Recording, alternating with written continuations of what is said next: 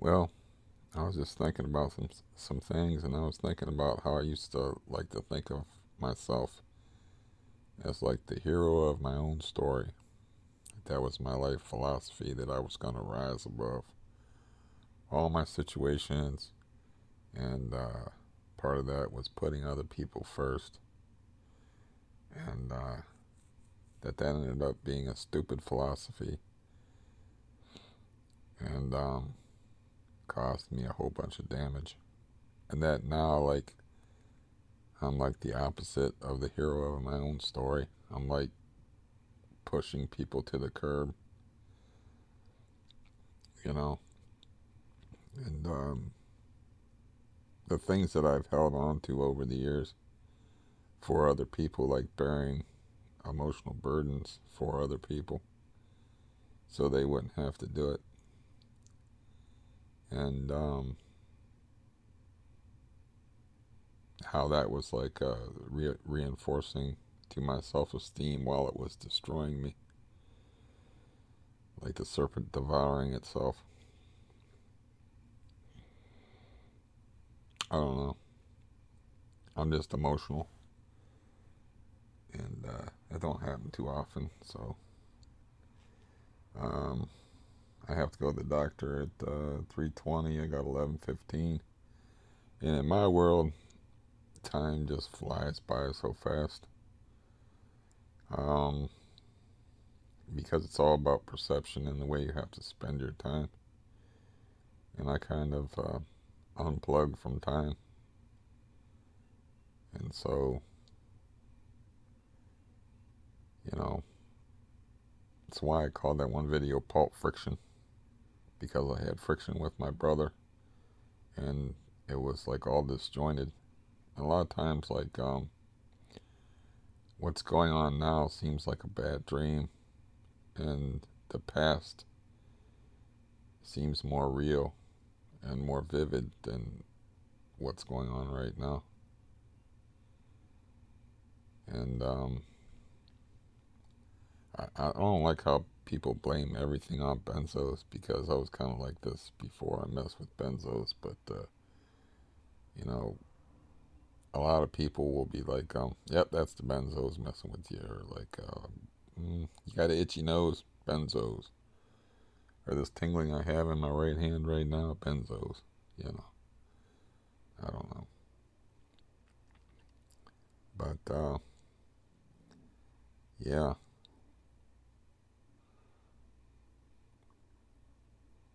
being a hero sort of like implies self-sacrifice. But if you buy into that too much, you end up sort of like an empty shell of a human being,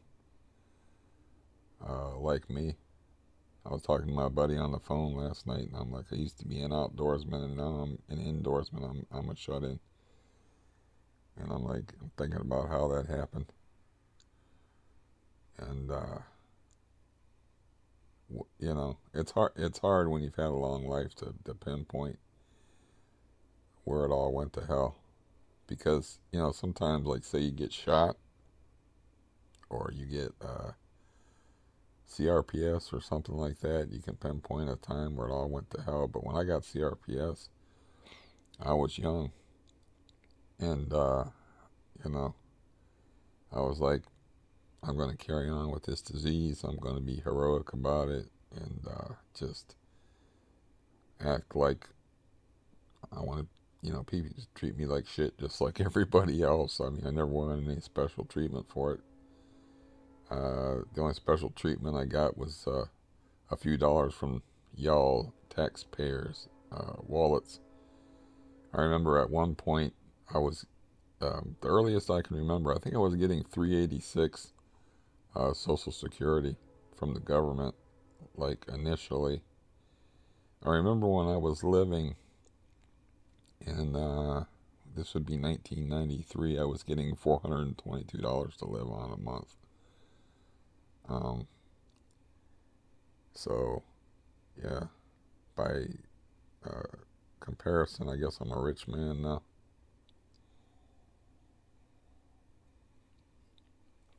I was talking to my cop friend on the phone last night, and he was saying like, I brought up that story before where I was like, I, his dad's gone now. Of course, he is a World War II veteran. He's 65 years old himself.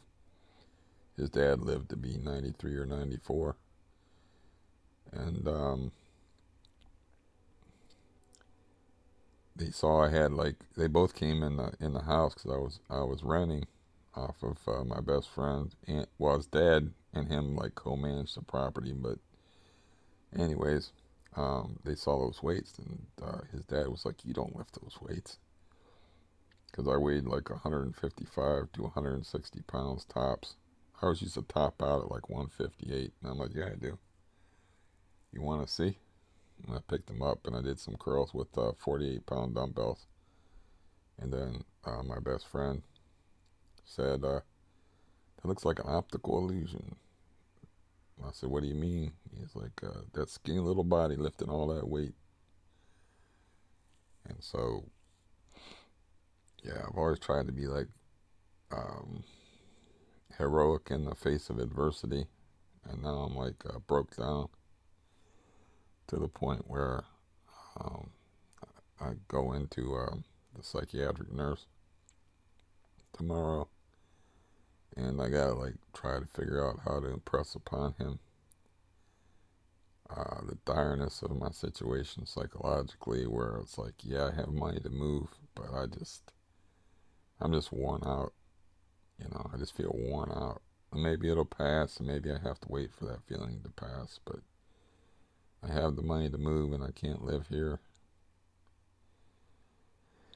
And well, even when you're getting 12, 28 a month, and you still have to pay rent and bills, and I still have to buy some food, even though I rely on the Meals on Wheels and Wheels stuff. Um, it's quite a feat to save up. It's more like closer to $2,800, but I'm figuring in the expenses I have for the month, so it's $2,500 because I still have the month of January to get through. Even though my rent's already paid, but I spent all my money on like football cards and was like flat ass broke in September. And where I had like, I think that I have to look it up, but I had like $2 in the bank. So, I spent absolutely no money, not even on the good racers. You know, uh, I'm using clippers where that don't work and stuff. And the hero in fiction is always the dude like going it alone, fighting against impossible odds and all that stuff. And those bright flashes always freak me out. I don't know why they happen. It could be something as simple as a bird flying by the window, but I never see the bird because I have a window here and I have a window there. So I get these weird bright flashes. I'm not afraid of ghosts, and I don't frankly believe in ghosts except for phantoms of the human mind. But yeah, that always freaks me out when there's like a bright flash and the light in the room hasn't changed. You know. Anyways, I was talking about the hero kind of going it alone and fighting against ridiculous odds, and I've always been like in situations like tough situations, um, pretty much my whole life. The only thing that hasn't been tough is like having that guaranteed income. I mean, I was guaranteed 3 hots and a cot, basically like a prisoner in the where the bars were made of CRPS and disability. And there was times where I thought about like, this is no way for anybody to live. I should get off of disability and work because, like I said, I was strong physically. I always had like hypersensitive stomach skin and was always uncomfortable, and I always had like other physical issues going on. But I was like, there's got to be some way I can earn a living. And then people would talk me out of it, and they'd be like, then you'd lose your medical coverage, you know. And I had really no sane, functional people to, help me out. And then when I would have sane, supposedly functional people, even if it was their job to help me out, because of my attitude, I could never get the help that I needed anyway. You know, always, always like that. Always never uh, wasn't listened to or believed about since the time I was 14 years old, and I said I had growing pains in my legs, and it was being caused by a spinal tumor. I didn't say I have growing pains in my legs. I said I had pains in my legs, and they said it was. The doctor said it was. They minimized it. I've always been felt minimalized, if that's a word, and marginalized. Minimized and marginalized. Like my suffering was just, oh, it's just this, it's just this. Then like marginalized, like you don't count because you don't work for a living. And so, what do you know? Even like, and being patronized by people because you're just on disability, or you never had a woman, so what do you know about it? What do you know about people? You know, um,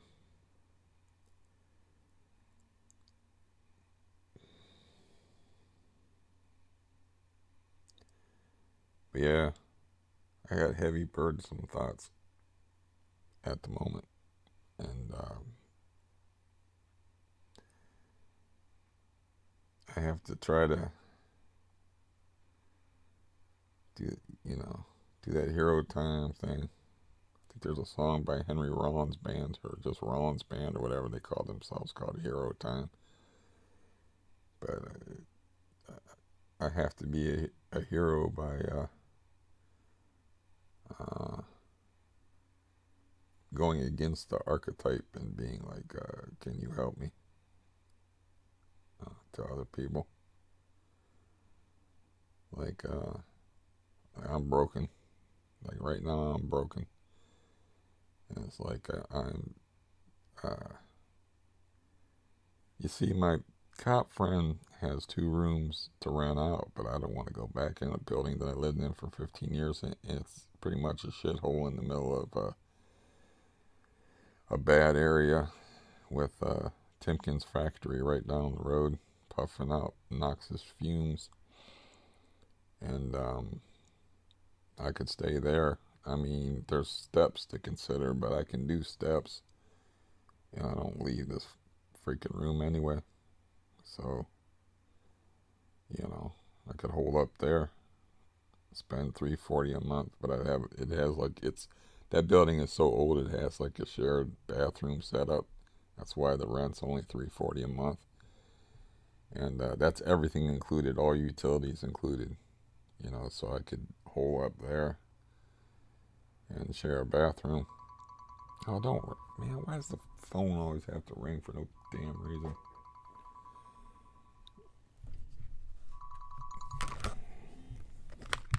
Shit, I'm also irritable. Um,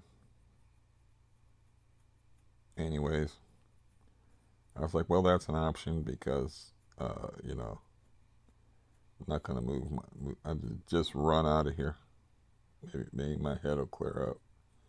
But then I'll have to move into a building that I lived in before, in a neighborhood that I lived in before. I could continue to save money. If it's furnished, it's an option. If it's furnished, I won't have to buy a bed or anything. I'll just sleep on whatever piece of shit bed they have in there. And, you know, I could even like get my niece to help me rent a storage bin and just put all my stuff in storage and just crash there. I just need change. You know, living in this building with people I hate and a landlord I hate. I just need change. Um, but as far as like uh, for some people, asking for help is like being heroic, and your traditional hero is like the go it alone dude. I probably spent more of my time alone than 99% of people in the United States. Um, yeah, got a little bit of a wheeze to me going on too.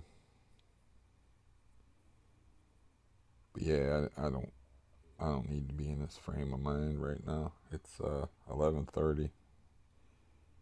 By 2:30, I have to have my shit together to go to the doctor, and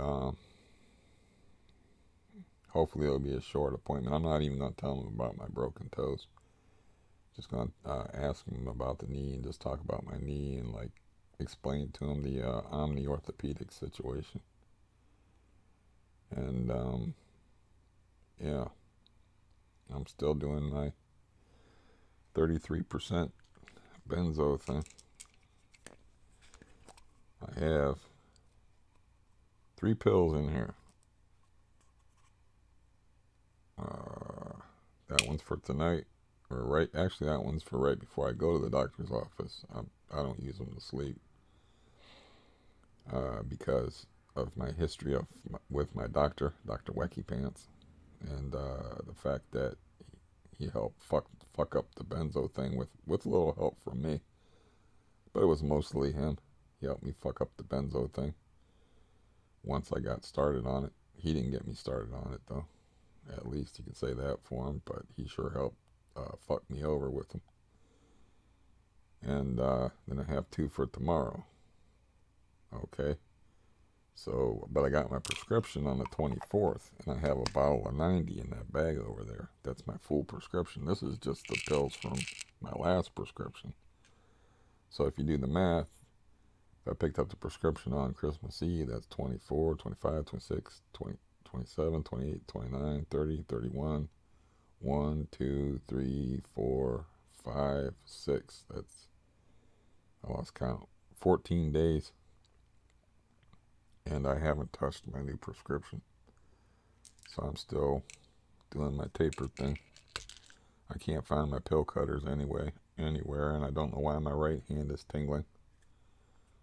It's been doing that all morning. Um, yeah, I rather the hero thing is like overrated anyway. I would much rather have like a nice support system and not have to be brave all the time. That's what I feel like. I feel like I have to be brave all the time because I have CRPS. I mean,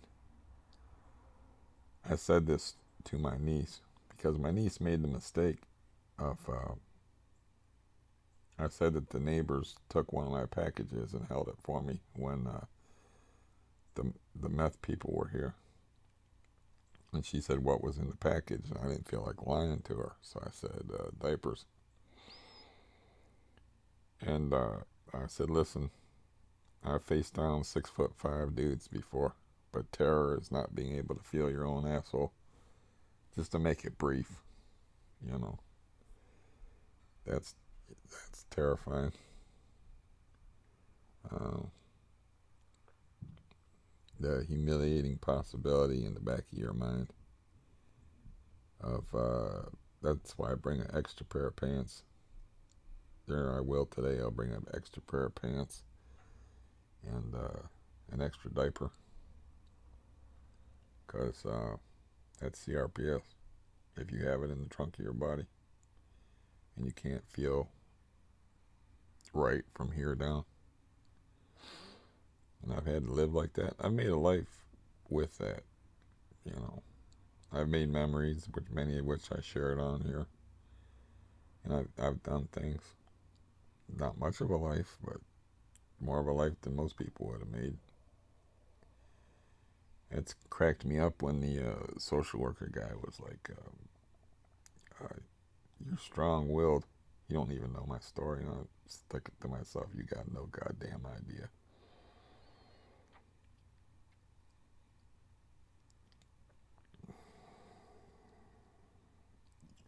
Especially, man. Well, I don't keep a gun in the house, so I'm not that strong-willed. If I kept the gun in the house and managed not to eat it, that would be very strong-willed. Since in my particular philosophy, death is sleep, and then it's sleep for Stephen L. Barton. My name's Stephen Lee Barton, but whatever inside me that's eternal, it's moving on and leaving Stephen L. Barton behind. He's leaving this poor son of a bitch behind, and I, there's a philosophy that was expressed in the first season of True Detective on HBO that we're just that time is all perception and that we just repeat these same lives that we have over and over again. I don't believe that, but what a horrifying thought that is. Even if you don't know it, you know. Even if like I start out and I'm young and had all those advantages of being intelligent and purdy and not athletic enough, I think, to be really good at sports to where I can make a living off of it, but athletically inclined, we'll say. And then to have to go through all this all over again, horrifying thought. Um, Damn, man. Get them eye boogers. My mom used to call them sleeper peepers, or peeper sleepers, or something like that, instead of eye boogers, but they're just eye boogers. Uh, it's okay to rub your eye, I think, on camera. It's not okay to pick your nose if we're talking boogers. But yeah, I was just kind of in a mood.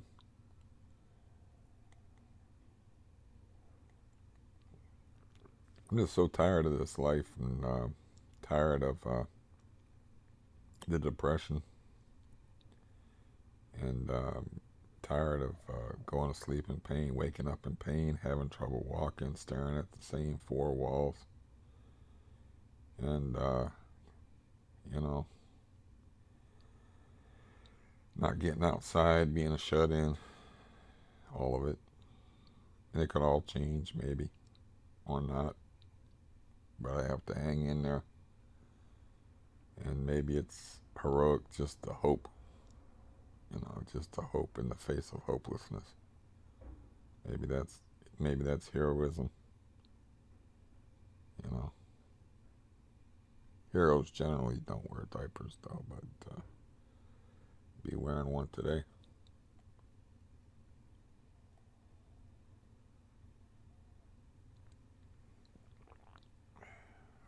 Must have got warmer out. I got the window open. I got to put up that other video I was talking about where it's just going to be like about benzodiazepines and be a little short, tiny thing saying like everything you need to know about withdrawing in in less than 4 minutes. Maybe everything. Maybe the title would be everything about withdrawing from benzos in less than 4 minutes, and then just me saying a brief word, very brief, about like click on the link and maybe explaining who that is, and then maybe putting in the tagline underneath it, Xanax, or your rogues gallery of benzodiazepines. The three main ones that people seem to have problems with are the three perhaps most commonly just prescribed ones are Xanax or alprazolam, diazepam or Valium, Ativan or lorazepam. But I mean, I put like just a bunch of taglines of the different things, and maybe, like I said, when I was taking Xanax, I was taking Xanax. I didn't know the word benzodiazepine. I didn't know that word, so there might be people out there floating around that are taking Ativan or lorazepam and not know that it's a benzodiazepine.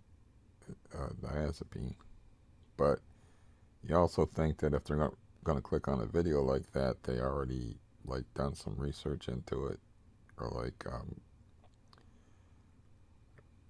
I mean, what am I going to do? Make specific, do that for like each thing, and like they have the actual name for the drug that I started out with is alprazolam, but the brand name is Xanax. That's just the brand name. You know, so each drug has two different names. I mean, how I want to cast, I would like to cast a wide net, steering people toward that video. That is so it, it's like a rock song. It's so short, and I'd like to do that. Play a little Catcher in the Rye. You know who the Catcher in the about the Catcher in the Rye? Besides the famous book, the idea was this guy wanted to be heroic. If a body catch a body, going through the ride like there was a cliff, and he wanted to save people from going off of the cliff and be a catcher in the rye.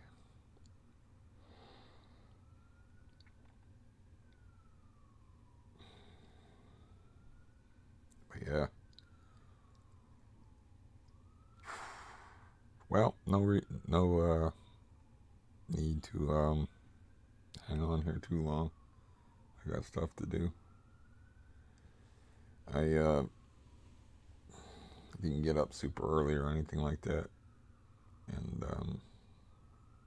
I still have a few hours to get my stuff together, head wise and body wise, as best I can. Maybe put a little food in my belly, listen to the sirens, and just be thankful that they're not coming for me.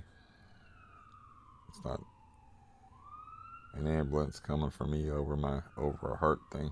But I felt some weird heart sensations yesterday. I was like, oh man. I felt weird things inside my chest, and I'm like, oh man, I was just saying I was doing real good in that department. And you know, get through the next couple of days, and then after the next couple of days, I could probably send my aide worker out looking for a pill cutter, since I can't find mine anywhere. The irritating one that comes like at 8 o'clock in the morning, and I'm not good in the mornings, except for maybe for a little chatter. But I'm not a good to be around people. You know, she's already had her espresso level strength coffee or whatever, and she's the one with the cartoon voice, and it's just she's a lot to take in the morning. Okay, but I can send her out and get me a pill cutter, and then after I have my appointment um, with the psychiatric nurse tomorrow, I can start cutting pills and see if I can get by on half a milligram in the morning. And then start taking maybe, what am I talking about? Half a milligram. I'm flashing back to Xanax. Half a pill, so it would be 5 milligrams instead of 10 milligrams of Vine. And do that in the morning. And then take, just see how it goes. You can't make plans with that stuff, like Heather Ashton says in the little video. It's like you got to play it by ear. You have to see how you react to it. That's why when she has her schedule, she gives you a little window, like 3 to 6 weeks before you attempt. You know, when you feel like, she gives you a window when you make your schedule, and see if you feel like you're ready to drop down. And if you feel like you're ready, then you drop down. And you do it in incremental, tiny little levels. and then you level off until you're adjusted, and then that's the way you taper off of something. Um, like this. Uh, yeah.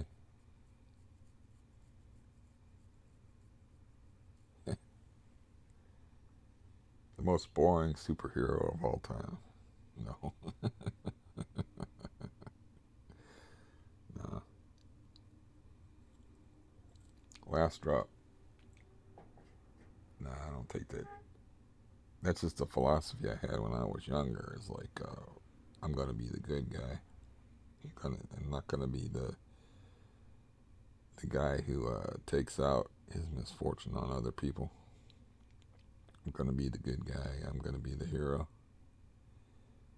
And lately, I've had to act more like the villain. Who the fuck is knocking on my door? And what the fuck do you want? And like, I don't want to talk to you. And you know, the last heroic thing that I did,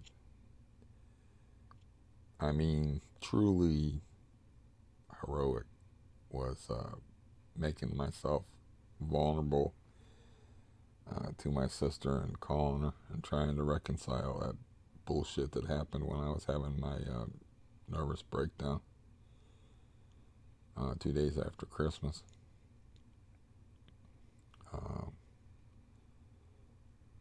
that the vulnerability. It's much more, I think, difficult and heroic to stick your neck out there and to be vulnerable.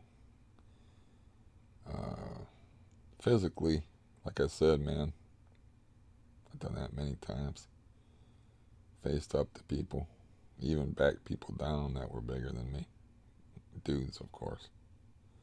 I hope there's not too many women out there that are bigger than me.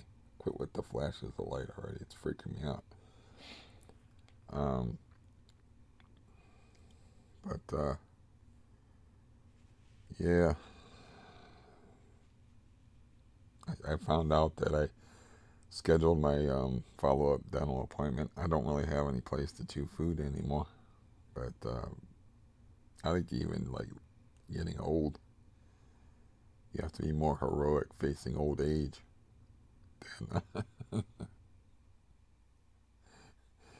than when you're young and you got all that possibility in life and strength and hope in you. Um, I forgot what I was saying. Oh, I scheduled my appointment on it. The service I use, Scenic View Transportation, doesn't run on Saturday, and I accidentally scheduled my dental appointment for Saturday, and I have to reschedule that to a weekday. I have to remember that. And yeah, I don't know. I don't want to get off here, but it's been a half an hour, 33 minutes. And like I said, I would gladly walk up to God and ask Him a few questions about this mess. I don't really have that much shame. Um, Never underestimate the power of a clean conscience. That's why I think like goodness is, you're not going to get rewarded for being good in this world. Don't ever delude yourself about that. The rewards are all internal. The rewards are not looking over your shoulder and worrying about people that you've wronged. The rewards are a good night's sleep. The rewards are not fearing death. The rewards for being a good person. Uh, Also, feeling good about yourself. That's the reward you're going to get. You're more likely to be punished in this world for being a good person externally. Um, yeah. Um,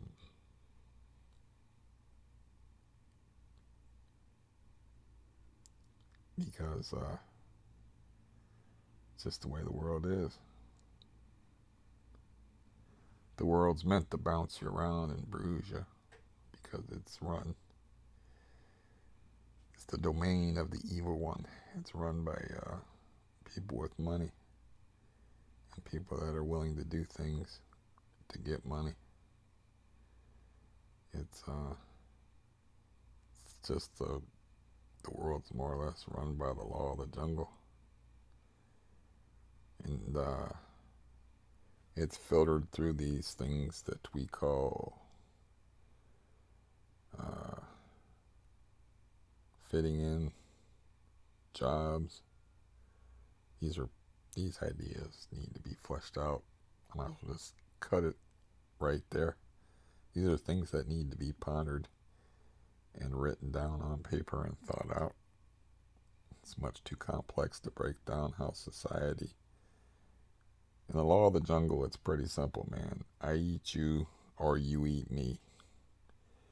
And that's all nature is a big game of energy robbery. We got the sun fueling the earth. The plants absorb energy from the sun. The plant eating animals steal that energy from the plants. And the meat eating creatures steal that energy from the bodies of the plant eaters. And, like I said, man, that's nature. Now, the way human society works, it's a different form of energy robbery going on. It's all filtered through a society, but you think about the lives people lead and how much of their lives are really theirs. And you got your idle rich with the old money. And they don't have to play that game. Then you got your poor people. And then you got people like me that are often labeled leeches that are just dependent upon the kindness of the society they live in. And I don't know how we fit in. I guess we would be parasites in the, or I would be a parasite in the, if we broke it down and if I was in the animal kingdom, because I don't take part in the game of energy robbery except for to suck up your tax dollars and to spend them. So nothing too heroic about that. But when I said heroic, I meant as far as interpersonal relationships, as far as taking bullets for people, as far as handling truths that other people can't handle, and as far as putting others above myself, and you're going to get hurt that way, and it's just the way it is.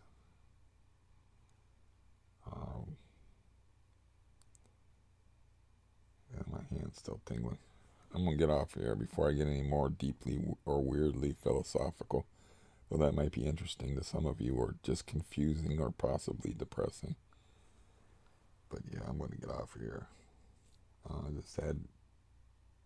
was just experiencing some emotions. And yeah. Well, it's been a tough gig. I mean, I've been bounced around for so many years now from one bad thing to another, one freakishly bad thing to another thing. And then I'm like losing all my teeth, and I got these temporaries in. That's like, I don't have any place to chew, and I can't even put in my partial plate I can't hook it up to this tooth because this tooth is sensitive. It would just hurt. So, eating isn't very much fun. Walking isn't very much fun. So I'm reduced to the life that I never wanted or never had when I was young, which is sitting around and watching a lot of fiction. I remember I went through a whole year, I've said this before on here, with no TV at all. Just, I mean, nothing. not one channel. And then I went through like several years where I had three channels, but only one of them would come in clear. So I saw they used to run King of the Hill, Dharma and Greg. It was a CBS station, which I think they still exist. Um, we're talking about the 90s here, but that's why I've seen every episode of King of the Hill, Dharma and Greg, which is even a very good show. What other shows were on there that they'd show in syndication? I don't remember. Maybe no, it wasn't. It was it was CBS. So it was. I don't know. I can't remember. But the point being is, I only had like three channels and didn't give a fuck because that wasn't my thing. And now I'm just like, it's like I'm in an old folks' home, except for I'm by myself all the time, just sitting there watching TV, uh, feeling my body get weaker. You know, no biceps anymore. There's no muscle. Just feel myself just deteriorating and feeling that depression to where I just like, I gotta do this. I gotta make these calls. And I was like, talking to my friend last night, and I'm like, well, I could jump into one of my friend's apartments and see if I could get my head straightened around. Uh, just long enough. Nobody, he said nobody stays in those apartments very long anyway, but a shared bathroom with a stranger. How weird would that be? You know, I haven't. I guess you share a bathroom in a house with somebody, but with a stranger, that's kind of hard for me to wrap my head around. But if I only needed to do it for a few months, and it's 340 with all utilities included, I could bank. You know, I could bank a lot of money that way for when and it would give me time to move, to find a place. But I'd have to move my internet, you know, or do without internet. I can't imagine doing without internet, but I've done it before. Um, I actually lost my internet service like right after my mom died, and so I was just stuck with no entertainment. I had no TV and no internet, so I was stuck with no entertainment, no distraction from my mom's death and all the things that surrounded it, and which I'm not going to go into for like 3 months. And I survived that. I don't know. A newt knew how to handle this or what to do. And I just don't want to be here anymore in this building. I'm just waiting until, I checked the messages yesterday, so I'm just waiting to hear from the landlord about when my life is going to be disrupted by him as far as like fixing this woman's bathtub. But I've heard nothing. It's already my original appointment was for December 9th, so it's already been like a month almost since he was supposed to replace that woman's bathtub and have to get in my house and go through right there in the ceiling to get to it. He says he's going to have to go through my thing, and I don't know. Maybe that's some. I don't see. It's not really a psychiatrist. It's just a psychiatric nurse, and he is just there to talk to me about. They're like 15, 20-minute appointments. There's no time to to say much because he's mainly just monitoring the medication that I'm on. But really, you know, I need sort of I need some sort of out, like like I talked about in another video, it's like, should I run out of here like the place is on fire and just fucking get the fuck out of here? It doesn't matter if I have a shared bathroom and a piece of shit apartment that's got some very tricky stairs. Because I don't leave anyway and just hang out there and like lick my wounds and heal up, and just at least it would put my head in a different space. I don't leave or go anywhere anyway. Just call out the agency would take care of everything. I would have the hassle of moving my internet, which I don't even know how much of a hassle that is, because each time I've moved, I've always just gotten new internet from different companies. So, um, yeah, and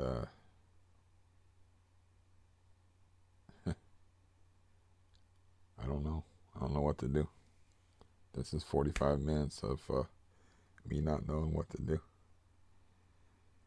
But I've taken a lot of hits chronicled through these from March of 2018 all the way now till January of 2020.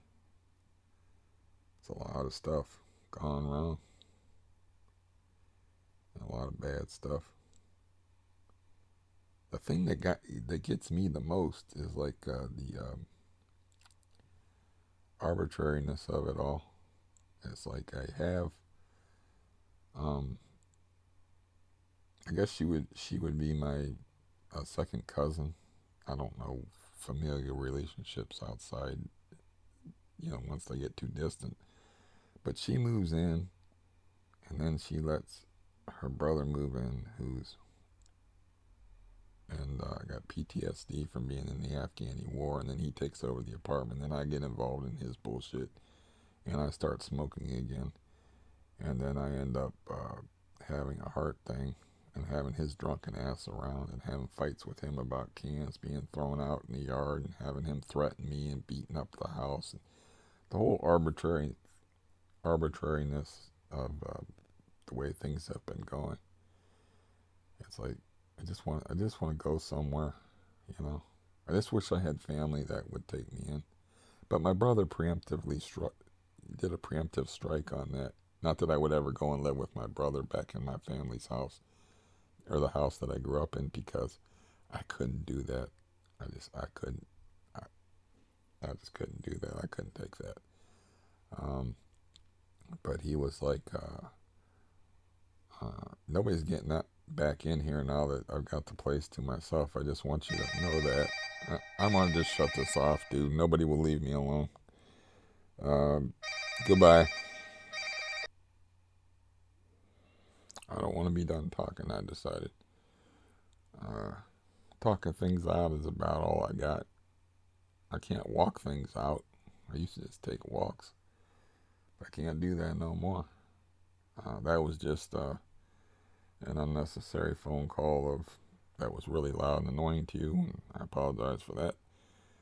Of my transportation company confirming. I forgot that they were going to call and confirm for tomorrow too, but I already left a message with them confirming for today. And yeah,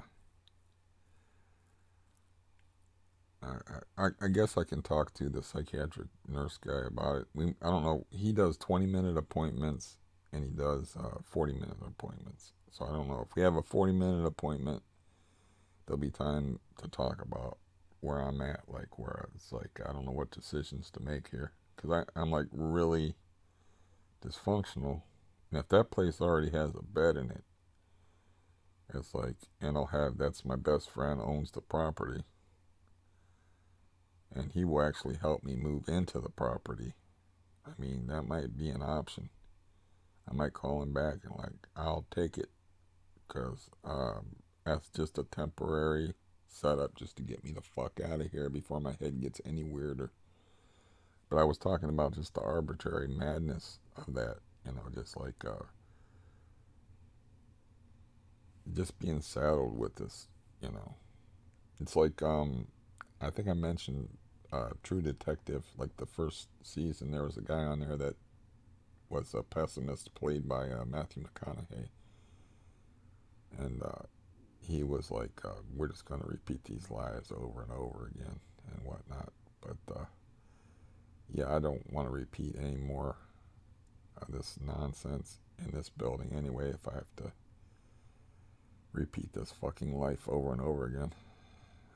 It's like, it's almost like repeats here. It's like, what's the next hideous thing that's going to happen?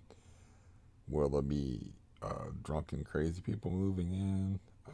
Will there be a person that has a Shar-Pei Pitbull mix barking at me through the ceiling? Um, what will I do? I can't live there, I don't think, because of the cat. Damn it. So that's probably not an option unless I want to, kill my cat. Because leaving him here would kill him. Unless well, it's my friend, so I guess I could say, well, I'll just keep him in the house there, which he would hate. And, and of course, my sister who bailed on me saddled me with this cat, which I can't bail on. Motherfucker, I didn't think of that. But yeah, maybe that's not an option. I'm definitely going batshit living here and being a shut-in, an outdoorsman into a shut-in. Yeah. What to do? What to do? That would have been a nice option though if I didn't have that cat to deal with. So my sister palmed off on me. I didn't even want the damn thing. It's just her irresponsibility, not getting, taking in cats and not getting them spayed or neutered, so she had extra cat. And she thought it would be good for me. That's funny though. She unburdens herself of me, and then burdens me with the cat before she does the unburdening of me. She was pretty cool to throw me to the wolves, so to speak. But I can't throw that cat to the wolves. I've had two other cats that I got attached to in my life, and they both died horribly.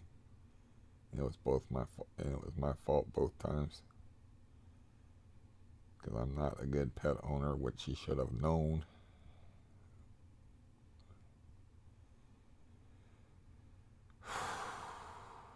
God damn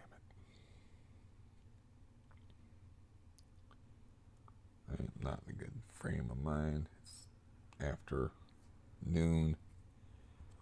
They're gonna pick me up. They're gonna pick me up and drop me off way early at this appointment. So I gotta get off here, whether I like it or not, or whether my head's funky or not, and deal with this. And yes, this isn't a. I took my Valium. I think 2 hours ago. So this is me on Valium. This is my brain on Valium. So, yeah.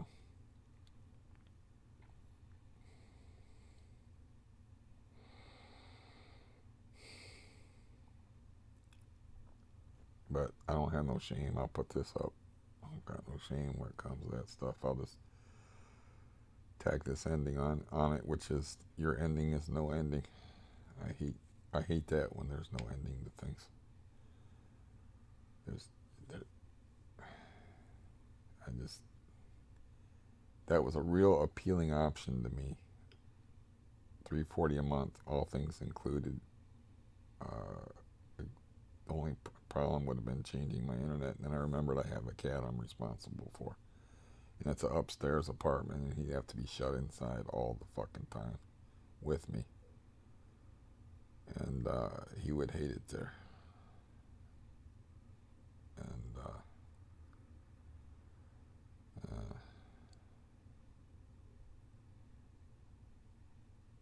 and of course I don't.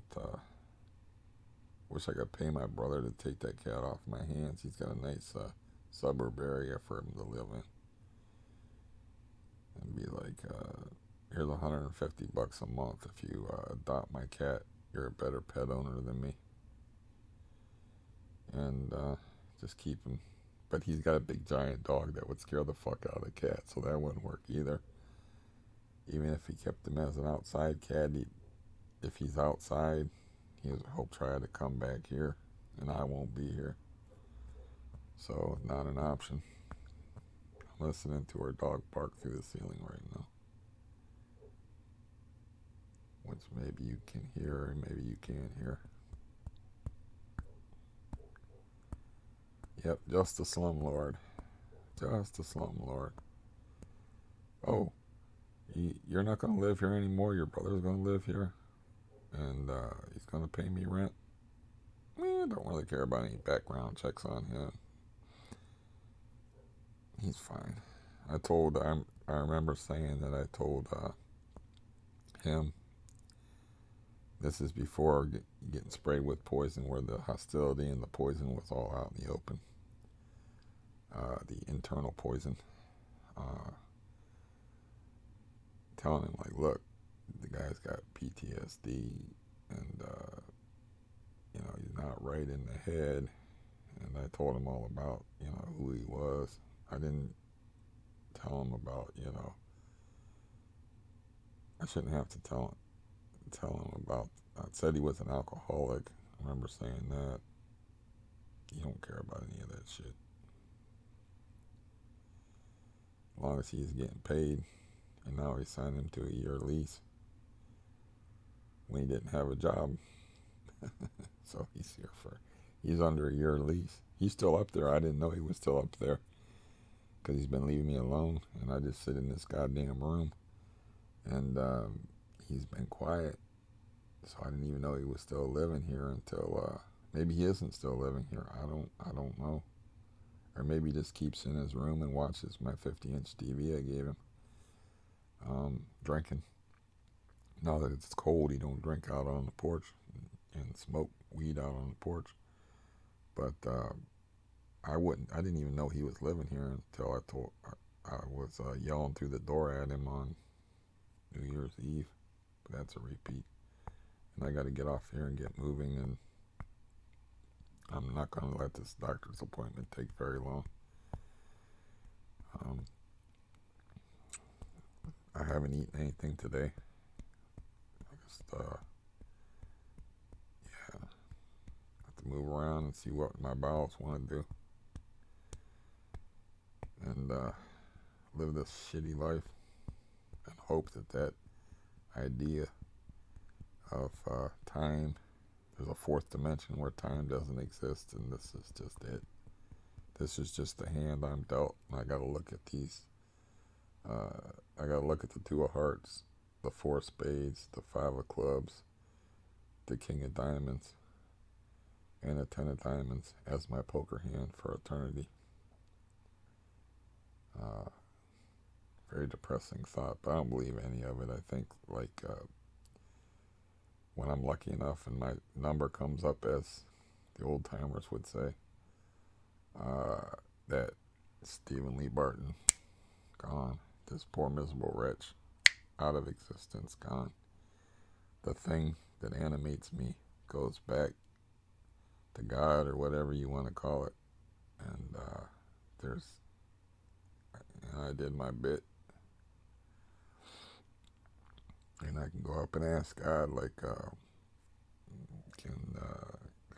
can I like just fold next time?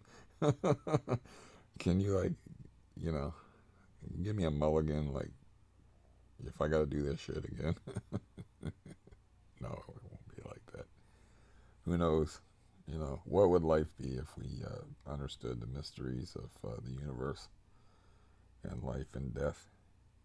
We have all these people pretending they understand it, of course, but that's just my opinion. Is like, I won't remember any of this, and that's why I just think you move on to a different plane of existence, and it's like be like the worst thing ever for me to remember my life for an eternity. Even if I make it a triumphant and a good life, I'd still have all the hideous memories to deal with for an eternity. And, when I'm being philosophical, why am I being philosophical? I gotta go to a damn doctor's appointment shortly. But while I'm being philosophical, maybe like you say whatever's eternal in you goes back to this eternal being, but all the sting is taken out of all your worst memories, and it's just things. It's just like you're just at peace with it, and I, I still I'm still more inclined to go with the Buddhic saying of all existence is suffering, and like um, I don't know. See, don't know what that's the mystery. Don't know what that next plane of existence is. And if you're an atheist, you don't believe there is a next plane of existence. Uh, I guess you can still be an atheist and believe that uh, we're on an eternal, we're like a single note on as part of an eternal song that never had a beginning and never had an end. And I guess that's still atheism, maybe. Who the hell knows? It depends on which atheist you talk to, I guess. I don't know. But of course, now I feel compelled to watch this hour back and waste another hour instead of getting ready for the doctor and dealing with this hideous fucking life, because that's really what this is about. That's what these long videos are about. It's like I would prefer to run through and rummage through and process things through my mind, because it distracts me from this hideous existence. And that's why you've only known me since the benzo thing, is because I would just do other things. But now this is what I have been reduced to, is not running from myself and just facing myself. And not, the only running I can do is if I can get absorbed in a TV series. It has to be a series, it seems like. Or those Black Mirror shows are pretty good. Those are like episodic, like an anthology series. But enough is enough, you know. I go back to trying to be heroic and uh, live this life and somehow manage hope that it'll be better somehow, against reason, against odds, against everything. That keep trying, keep hoping, keep doing, and put on that happy face, or at least a face the world can accept when I go out into it, and not be like I said about being your authentic self. My authentic self would want to like get my doctor in a hammerlock and saying, "This is how much help you've been to me." You know, yeah. Here, feel some of the pain that you've inflicted on me with your management of my whole benzo situation. Are you afraid? You feel that fear? Are you afraid that I'm going to hurt you more? You know, that's the kind of fear I had to go through for months, not knowing whether you were going to raise my dosage, lower my dosage, then you raise my dosage, and then you lower it again once I got my tolerance built up, so I can go through crazy ass withdrawal. No endings. There's never any endings. Why would there ever be any endings in my philosophy if I am part of an eternal being? There is no ending. There is only an ending to Steve. There's not an ending to life. Life goes on and on and on. It's an inevitability. as soon as, if you believe the Big Bang Theory, as soon as the Big Bang Theory happened, our fates were sealed because eventually matter would have to become conscious of itself, and that is what a human being is part matter and part mind, and with the survival dictates inherent in being a living organism, we would separate from it and say, yeah, I can figure out how to kill this animal that's bigger than me with this bone, like in 2001. Ramble, ramble, ramble. God, who needs any of it? So, I'm sure that was very amusing and maybe absorbing.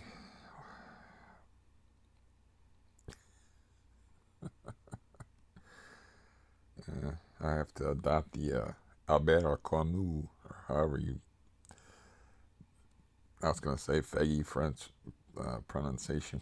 You can't say that shit anymore, right?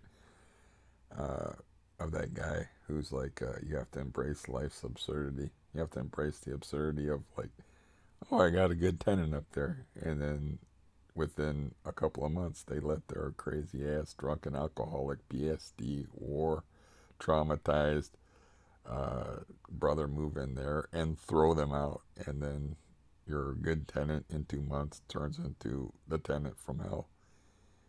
Yeah, you just have to embrace the absurdity of it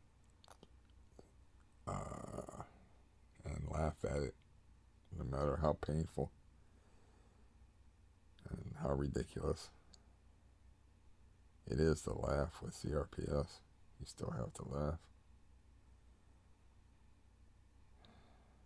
So hopefully it's easier for you than it is for me. And I always wish better things for anybody that sits through these. I hope you're having a better day than me. Is how I usually end these things. But now that I got my head really all fucked up, now I have to go and face Dr. Wacky Pants and ask him, are we gonna reboot this whole knee thing? Because they're not getting back to me and I don't know why. And hope he doesn't throw it back onto me because I'm just a dude. He's got the doctor before his name, so that means that if he makes a phone call, people listen. If I make a phone call, I'm just some poor slob whose insurance, some poor leech on society whose insurance isn't very good, and nobody really gives a fuck about as far as the medical industry is concerned or the dental industry is concerned. They're concerned about making money, and that's what they're concerned about. And that is the essence of capitalist society, I suppose. And they're just being part of the society. I mean, we're not fucking communists here. I mean, come on. You don't have money. You don't get the goods and services. You don't get the higher end pussy. You don't get the good things in life. That's just the way our society is run. And by higher end pussy, I of course mean the trophy wives and whatnot. That doesn't mean you can't have a good relationship with a woman. But, what is the point of being amusing if you have to backpedal for political correctness anyway? So goodbye, and thank you for putting up with me. Okay, I thought for the hell of it I would tack on. I'm home from the doctor. So since I had to piece it together because of an annoying phone call, I might as well piece on an ending thing here. I do not feel all that less stressed, even though I'm home from the doctor. And my doctor's appointment is over. And I didn't see my doctor. He palmed me off on the nurse. What do they call those people that are almost doctors? nurse practitioner. I don't know. But anyway, she was the one that was nice enough to prescribe me the opiates when I showed her my teeth, which were no longer there. And so I had like, she prescribed me like 10, which I was like, had 2 a day or enough to get me to where I went to the dentist. And then I went to the dentist, and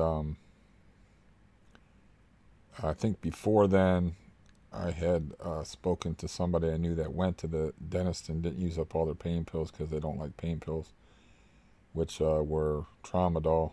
And then so I was loaded for bear because I had codeine threes, and I had Tramadol, and I had more codeine 3 because the guy was just said just use ibuprofen when he pulled 5 teeth. And then I was like, X-nay on me. I got the dental technician to go out there and ask him, and he prescribed me, I don't know how many more. I think only like 8 uh, codeine 3 pills. And then the 6th tooth that I had pulled in 3 weeks is when they prescribed me nothing. And I had nothing at home to take at all for any pain medication. And I made the video where it's all doped up. But no, I don't feel like unstressed, which I usually feel like unstressed. And I didn't give myself enough time because I screwed around making videos, trying to get that poisonous stress out of me. I got a flu shot, according to this band-aid on my arm. And I never had a flu shot before, so we'll see if that makes me feel sick or anything. And as far as the knee thing, I asked the nurse called for me, and they put it off on me. I have to call Tri-County Orthopedics, who referred me to Medina Cleveland Clinic, and then I got a re-referral from the doctor to this Omni. So, I have to, they didn't tell me none of this, that I had to do any of this. And they just was like, yeah, it's your fault for not following up. And maybe it is. Maybe if I would have called, they would have said, you need to get the records. But I had like a permission slip that I sent in for them that was like all my medical records. Literally said all medical records released. So, I don't know what the fuck is going on there. Somebody fucked up in their department, and then they're just palming it off on something I did, which would be a medical type thing to do. Those are pretty good paying jobs people go to school for. They don't, they don't want to fuck that up. But yeah, that cat. If it wasn't for that cat, I would move into that shithole $340 a month, all utilities paid apartment where I have to share a bathroom for like 3 months until I could get my head together just to get the fuck out of here. And just to change the scenery. And it has that flight of steps, but I don't use the 3 steps that are outside, here. So I can go down a flight of steps. I can go up a flight of steps. It's going to take me a while, And if I have to take a walker down, I might have to throw it down the steps. But these are, I think 13 was the number of steps. It's a significant flight of steps. And I told a story a while ago where this drunk guy fell down the steps and slammed into the wall. Now, my apartment was like right here, and then the mailboxes were inside this little hallway area, and then there's the steps leading upstairs. So when he fell down the steps, he bashed into my wall so hard, shook the windows. And, I thought he broke his neck. I thought he was dead. And I was like, please move, please move, please make a noise. And it took a while, and he said, ah. And then I went and tried to open the door in this little tiny hallway where the mailboxes are. And I was like, Eugene, you got to move. If you want me to help me, you got to move. I can't get the door open because the door didn't pull out. It pushed in. And he moved, and I got in there, and there was, he had actually fallen on a full tall boy can and dented it with some part of his body, and his knuckles were all bloody, and he was all bloody and shit. And that's when I was trying to help the guy up the stairs. And I was like, you're going to have to support some of your weight, because he wasn't a small guy. Because I can't carry you, you know. I might have been strong enough to pick him up back then, but I didn't have the balance to pick nobody up like a damsel who's a drunken, I don't know, 160 to 200 pound dude and carry him up steps. You know, I didn't have that kind of balance. And so I was like, Eugene, you're going to have to help me up. I can't carry you up the stairs. You're going to support some of your weight. He says, well, if you can't carry me up there, then what good are you? I should have dropped him right then and let him fall 4 more steps. And I'm like, not good for much. But instead, I was like, well, do you want me to call the owner of the building? And no, don't do that. And I'm like, okay, what do you want me to do? Just leave me here. I'll figure it out. Then he crawled up the steps on his hands and knees and passed out at the top. And that's when I had my mailman and me were buddy, and I was like, hey, Kevin. Because I waited for him. He came about the same time every day, and I waited for him, and I was like, you're going to see what looks like a dead body at the top of the stairs, but it's just a drunk, passed out guy. But I'm not going to tell. I told that story before, so I'm not going to tell that whole story, even though it has a hilarious part in it. Because my nerves were still shot. I wanted to drink coffee, but I figured it was a bad idea. And I had to. Yeah, my nerves were so shot that I angrily tore open a lavender tea bag. And yeah, the tea leaves are going to leak into the tea, which it's fiber, right?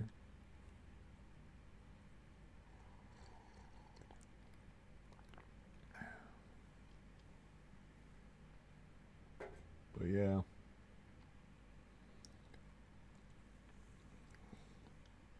So yeah, that's done, and then tomorrow I have to go to um, see the psychiatric nurse guy. But my stress level's way too high from being a shut-in here, and then we haven't had any real winter here. Like everybody was predicting a bad winter. We're gonna have a bad winter. This winter's been easy so far. I mean, we're already in the January 7th, and we've had no major snowstorms. The temperature has never dipped below 10 degrees, and for 70 miles from Lake Erie, it's pretty good. But I don't want to go all shining in here because still got January to get through and February. But yeah, um, the driver had an interesting story to tell. I believe the guy's name was James Huberty. His last name was Huberty for sure. No. He started out telling me, he said, you see that yellow house down there? And this house is about, it's on the way to the doctor's house, It's on the way to the doctor's office, which is a third of a mile. So it's probably just a few mere blocks from where I live. But he goes, you know who used to live in that yellow house? And he's like, how old are you? And I'm like, 52. And he said, do you remember that shooting in the McDonald's in San Diego? I'm like, yeah. And he said, that guy used to live in that house. And then he moved out to California and killed all those people in the McDonald's. And that was back when, spree shooting wasn't a fad. I think it was uncool to be a spree shooter back then. It wasn't fashionable like it is nowadays. So, let's skip over my failed attempts to try to make something humorous out of people being murdered for no reason. And so killed like 17 people in this McDonald's. That's interesting enough, okay, that's like was in my neighborhood. The guy comes from my neighborhood and I had no idea. But this guy, he was Ann Rule. Ann Rule used to work next to Ted Bundy and wrote a book about, they worked at like a crisis hotline center together. And she wrote a book about it. I don't know if that's, I don't know, I don't read her, so I don't know much about, what she writes or anything like that. I just know that story. So that guy was Ann Rule because he worked alongside the James Huberty guy that killed 17 people or 20 people. It was a lot of people. He just went into McDonald's with a automatic weapon and opened up fire in San Diego, California, circa early 80s. And um, so this guy, he was actually he said I wouldn't call him a friend, but I mean I knew him real well, and I actually ate dinner. Me and my wife ate dinner at his house with him and his wife, and he said that the guy, uh, he said he could tell that there was something wrong with the guy, that he was pretty out there, and he actually said one time, he said well he got pissed off at work, and he said one of these times, um, when you go to work, if you start hearing gunshots, you should hide behind something because it'll be me up on a roof. It was either up on a roof or behind a tree. I don't remember the guys. The point was the guy was saying that one day he was going to kill a large number of people. Uh, he had said that to that guy ahead of time. The guy wasn't making the story up either. Um, Too many details and too much consistency. So I listened to that story. We didn't talk about it on the way home. But I was early, so we spent some time in the parking lot just sitting there talking. And it's like, he's like, yeah, the guy always was a little bit off. And he did say that about, one day you're going to hear a bunch of gunshots at this place and you need to hide behind a tree or something. And because he was going to start shooting people. I don't know. I don't remember the rooftop part, if it was that he was going to be shooting people from behind a tree and you could hide behind a car, or I don't remember the details because I was still kind of reeling from the fact of this tie-in that this famous mass murderer um, lived within. I went by that house a billion times, but that's where he lived there, and this is where he's from, Derry, Maine, Massillon, Ohio. Um, yeah, he's like, yeah, like I worked right beside the guy, and I was like, oh, you're Ann Rule, and he didn't know the reference, and I had explained the whole Ted Bundy thing to him, which was kind of interesting, but this video is already pretty long, and uh, yeah, I'm starting to feel like, I'm trying to think, like I took Valium around 10 p.m., that sounds, or not, or 10 a.m., and then around um, 2 p.m., so that was my volume is used up for today. Because, man, my nerves were cooked, man, from being stuck in the house. And, man, am I saying man a lot. But just, yeah, just, I'm kind of like at my rope's end, nerves wise. And I'm like, I don't want to reach that point where I'm having a breakdown if that's the only way I can get people's attention, you know? But, sometimes I do feel close to like just snapping. Not like snapping like James Huberty snapping, or um, Dylan Klebold, or these assholes that go around and kill strangers for no reason. Just like freaking out. Like, I just can't take this shit no more. But I do have a lead to pursue on my knee now, and I made an appointment not to see. I don't think my doctor likes me very much. Maybe he picks up on the vibe that I don't like him. So my next appointment is going to be with the nurse practitioner lady again. So, I I don't know what that was about today. I think it was just late in the day, and he was his schedule was backed up. I don't know, or maybe it's just because these are like maintenance type appointments. But anyways, you know, I don't know. I just still feel that inner turmoil. You know, I'm not as stressed out as I was, but usually I feel more of a sense of relief when I come home from a doctor's office or something like that. It's like, yeah, my stress level is crazy high. I'm I'm having trouble with the tea bag, so I angrily rip the tea bag open. And you know, I'm not mean to the cat or anything like that, but I wish he didn't exist, because then I would just leave here and I would move in. You know, I can move into my best friend's apartment building that I rented out of for years. And like I said, man, just keep stacking them bennies. I mean, that would cut my costs considerably. And 340, all utilities paid. Don't pay for nothing. And it's a shithole, but it's probably better than living in one room in a building with a bunch of people you hate and a landlord that you like to beat with a sack of wet potatoes. Because he is Irish, I think. No, I don't know why I said that. It was just something to say. Um, it's, you know, you don't want to stop and analyze these things too much. But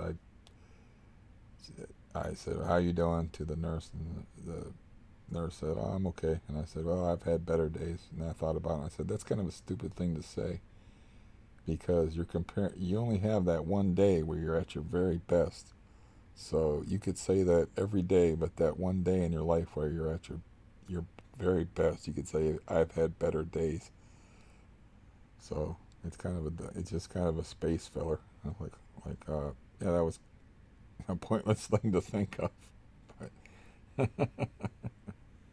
it's just something I say to say that I don't feel like.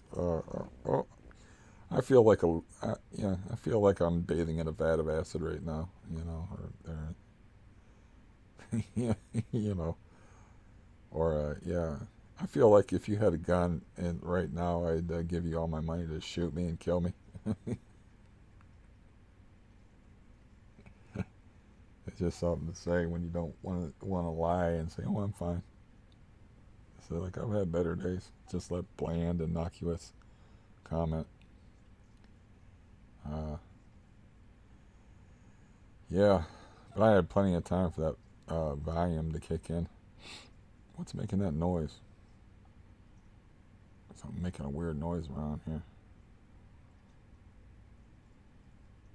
Huh. I don't know what that was.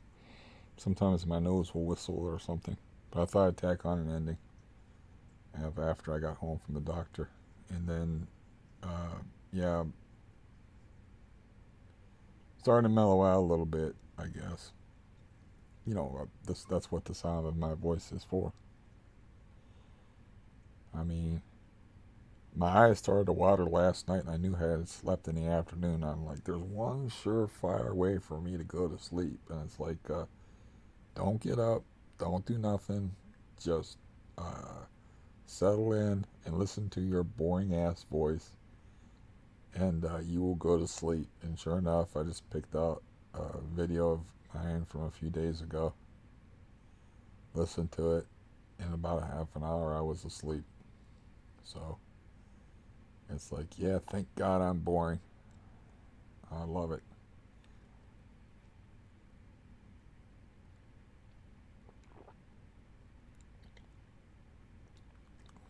But yeah, I don't know if I could have resolved the Omni Orthopedics thing or not. But when you have a medical person call for you, it just carries so much more weight. So, you know, even if it's a nurse or whatever, somebody, I'm calling on behalf of Dr. Cook about blah, blah, blah. It's more effective. So, I noticed that it looked like I got a milk mustache. I didn't bother to clipper my mustache, or what, if you want to call that a mustache. Um, Not a good look. It looks like I got a milk mustache because of my advanced age. Uh, yeah.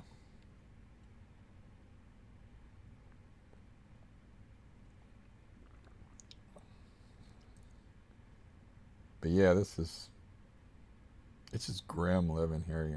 Well, my life is very grim. I mean, it's grim living here is because I don't want to have contact with anybody in the building, and I don't want to have contact with the landlord. And I'm kind of, like I said, just waiting for that text from the landlord saying, like, we're set up to. He might just be putting it off until I'm like, yeah, I'm hearing dripping. So, that silicone might hold the silicone little seal that he put, because the woman needs a new bathtub. Because he admitted that himself. So if he admitted that it was an old bathtub and she needs her bathtub replaced, she's probably not too happy with me. Because I'm sure the landlord put it off on me, like canceling that December 9th appointment where she could get a new bathtub and shower. Um, but that silicone may hold until I'm out of here. I don't know. It depends if I can find a place. And I'm thinking, yeah, I'm thinking, don't be picky, man. Because wherever you go, there you are. So just don't be picky. I mean, don't like move into the hood, but if you can find a place that you can afford that'll work for you, I mean, don't be picky. Get out of here.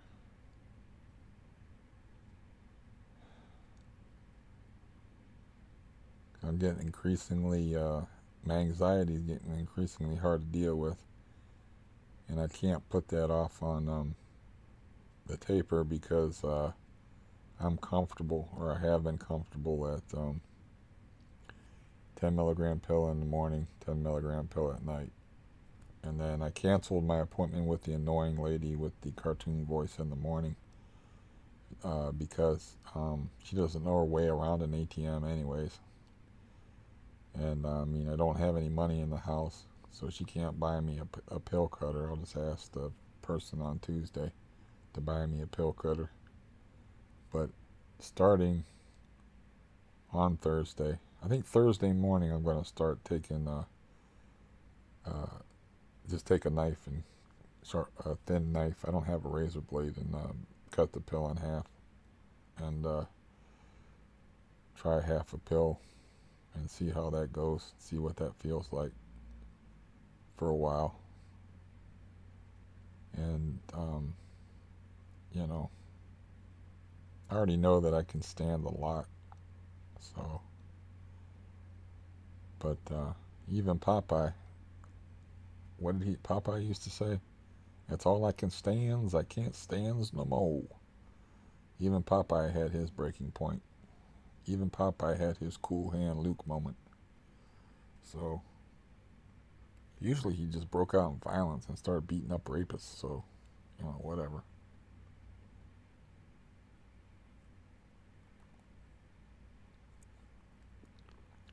Whereas Cool Hand Luke, he just kind of like broke down and became subservient to Strother Martin in the movie. Oh my, oh my, oh my. So I'll have to piece this together, and it'll probably be an hour and 20 minutes minimum. And won't be downloaded until the evening. Or maybe I won't release it until tomorrow. Uh, I don't know. I don't know. Wish I didn't have that cat to think about. I wish my brother didn't have a 125 to 150 pound mastiff. I could pay him to take care of my cat for a few months at least. But, you can't keep the cat in the house with a giant dog that's like a cat's nightmare, especially this cat. And yeah, maybe I'll broach the subject with him about, like, I wish I didn't have to have that cat to deal with. I would even consider, like, hiring someone to take care of him, you know, because he's pretty broke. Uh, Plus, he's the best pet owner in the world. His dog's been getting arthritis and stuff, and he gives him chondroitin or something like that. And he always grieves really hard for his pets that he gets attached to. And I always say the same thing. It's like there's nothing an animal could have better in its life than you as its owner, because you're the best, like, pet owner in the world. You do everything for your pets and always take them to the vet. You know, you spent thousands of dollars on an operation for that dog. That dog wouldn't be alive. But big dogs don't live too long, so it's a great big dog. But anyways, I'll be mellow. Uh, yeah, I'll be mellow. I'll watch some of the playoff game maybe and see if I can get into the football game. Though I really wanted to see the Patriots beat the Titans and prove everybody wrong. Even though I hate the Patriots, I just wanted to see them prove everybody wrong. And my guy Chubb, who I have, I don't know, hundreds of dollars invested in, was going to win the rushing title. But the Houston Texans rested all their first string, so he got to go on a tear and run for over 200 yards, stealing the rushing title away from my guy and affecting my investment. So I wanted to see the Titans lose, but he tore up New England, which that's their weak point on defense. Was their weakest point was rush defense, anyways. And so I'll probably do that now. Try to chill out and take it day by day in this fucking nightmare. I've been having some pretty strange regular nightmares lately. I mean, not like I don't have nightmares. I just have, like, unsettling dreams. I don't have. If you're not afraid to go back to sleep, I don't consider it a nightmare. Or if you don't experience actual fear, I don't consider it a nightmare. You know. Uh, so I don't really have nightmares. Uh, Maybe my brain is broken, or that I made that joke, like I said, to the war vet, where I was like, I don't have nightmares because if I did have a nightmare, I would wake up, and my life is so bad, I would want to go back to sleep and fall into the nightmare, because chances are it was better than my actual life. So, yeah. Oh, thank God. Ooh, that was just a dream. Oh, I got CRPS and I can't walk and I'm trapped in a fucking slumlord's apartment and I gotta. Okay. I'm this guy. Okay, I want to go back to getting chased around by some guy with a machete. I could run at least in that dream. You know? Oh, whatever. Uh, that's enough of me. That's for sure. I clinged my fingernail on the thing there. Because this is like a 3 segment piece. And it's got to be in the hour and a half. Uh, it should be a good sleeping pill for people, though. Not really. The first part's probably pretty stressful. But that'd be a good sleeping pill for me. So, hey, as fucked up as I am, there's not too many. I have to do the do-it-yourself home therapy shit. So, you know, there's not going to be. I don't think there's a psychiatrist out there that's going to be able to help me, frankly. Because there's at some point I said that in there, and of course, clear over their heads. But I said it. They asked me if I was in a depression, and I said it depends on if you believe depression ever meets logic. You know, If I was not in a depression, I would be mentally insane. I mean, I'd be really mentally ill if I wasn't in a depression, considering my situation. It's like, uh, yeah, but that went over their heads. That whole thing about like, you're in a depression. It depends. If you believe depression can ever sync up with logic or whatever the hell it was I said, I don't remember. But I know it was a. It's like she was probably thinking, "Listen, pal, I don't need you to hear no riddles at the 3:30 when I go home at 5." Anyways, goodbye. I'll be my same old bizarre, unpredictable self. Uh, the only thing you can be sure about me is I'm probably going to talk for a really long time, and there's probably going to be a lot of detours. So um, I will. I'll be my usual predictable, unpredictable self in a few days for you. Right now, I'm gonna drink my lavender tea and think serene thoughts. Like Satchel Paige said back in the day, if your stomach ever disputes you, lie down and think pacifying, cool thoughts. And that's what I intend to do. Goodbye.